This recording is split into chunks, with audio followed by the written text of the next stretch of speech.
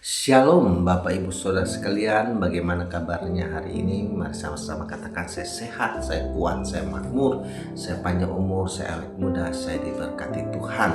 Ya, hari ini Jumat 10 Oktober 2025, kembali saya membacakan renungan yang berjudul Jadilah Engkau Tahir. Lukas 5 ayat yang ke-12 sampai 13 berkata, pada suatu kali Yesus berada dalam sebuah kota. Di situ ada seorang yang penuh kusta. Ketika ia melihat Yesus, tersungkurlah ia dan memohon, "Tuan, jika Tuan mau, Tuan dapat mentahirkan aku." Lalu Yesus mengulurkan tangannya menjamah orang itu dan berkata, "Aku mau, jadilah engkau tahir." Seketika itu juga lenyaplah penyakit kustanya. Bapak Ibu Saudara sekalian yang terkasih, hanya imam yang berhak mengatakan seseorang yang kena kusta itu telah tahir. Seorang penderita kusta ditempatkan terpisah dari orang normal. Penderita kusta harus mengenakan jubah seorang penderita kusta, dan ketika berjalan di tempat umum harus menutup mukanya sambil berkata, "Najis, najis, najis."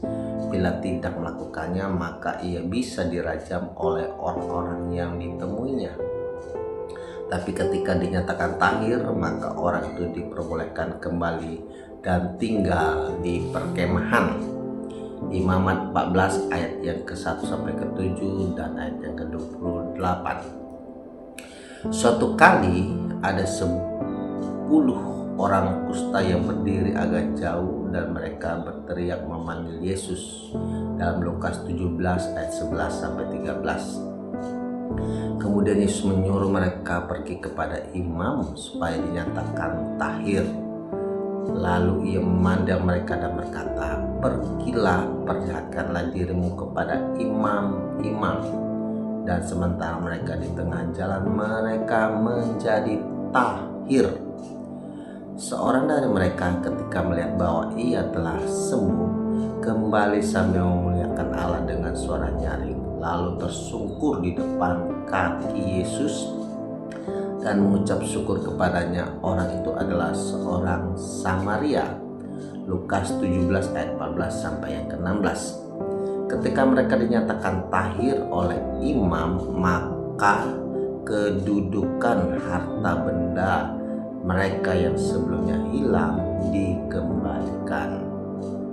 Mereka boleh kembali kepada keluarganya dan tinggal di tengah-tengah masyarakat normal. Apa yang pernah hilang dalam hidup mereka dikembalikan. Yesus melarang orang itu memberitahukan kepada siapapun juga dan berkata, "Pergilah, perlihatkanlah dirimu kepada imam dan persembahkanlah untuk pentahiranmu sembah seperti yang diperintahkan Musa sebagai bukti bagi mereka." Lukas 5 ayat yang ke-13 sampai yang ke-14. Berulang kali Yesus berkata pada penderita kusta supaya mereka memperlihatkan diri kepada imam supaya dinyatakan tahir. Pada saat muncul deklarasi tahir dari imam, maka semua haknya yang pernah hilang dikembalikan kepadanya. Bagi seorang penderita kusta, kata tahir mempunyai dampak yang besar bagi pemulihan hidupnya. Orang yang telah tahir, maka ia boleh kembali ke rumah orang tuanya. Haknya sebagai ahli waris yang sah dari orang tuanya juga dikembalikan. Ia berhak menerima warisan yang menjadi haknya. Demikian pula ketika kita menerima Yesus, Bapak Ibu Saudara sekalian, lewat percikan darahnya kita sudah menjadi tahir. Semua hak kita yang pernah hilang dikembalikan. Yesus telah melakukan bagiannya untuk mentahirkan kita dengan darahnya. Berarti sejak menerima Yesus, maka sebenarnya hidup kita sudah tahir, Bapak Ibu Saudara sekalian. Namun kita masih perlu mendeklarasikan dengan mulut kita bahwa kita tahir ketika menghadapi berbagai masalah kehidupan. Imam Besar Agung sudah menyatakan bahwa kita tahir. Permasalahannya, seringkali banyak dari kita lebih percaya kepada suara-suara kemiskinan, kegagalan, sakit penyakit, sehingga meragukan kelahiran kita. Firman Tuhan mengatakan bahwa kita adalah bangsa yang terpilih, imamat yang rajani. 1 Petrus 2 ayat yang ke-9. Bahkan dalam Wahyu 1 ayat 6 dikatakan,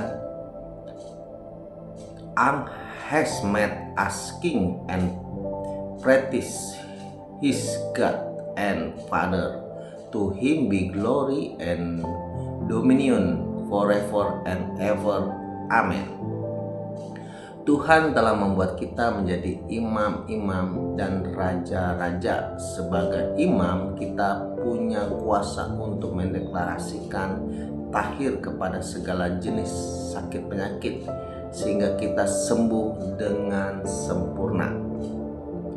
Bila kita masih dikuasai oleh kemiskinan dan kesusahan, maka kita bisa mendeklarasikan tahir sehingga berkat mengalir dengan berlimpah-limpah. Karena titah raja berkuasa, siapakah yang akan mengatakan kepadanya apa yang baginda buat? Pengkhotbah 8 ayat yang keempat. Kita adalah raja yang berkuasa, Bapak Ibu Saudara sekalian. Seorang raja berkuasa dengan perkataannya, bukan dengan kekuatan tangannya. Ada kuasa dalam perkataan seorang raja untuk mengambil semua yang Tuhan sudah sediakan dalam hidupnya.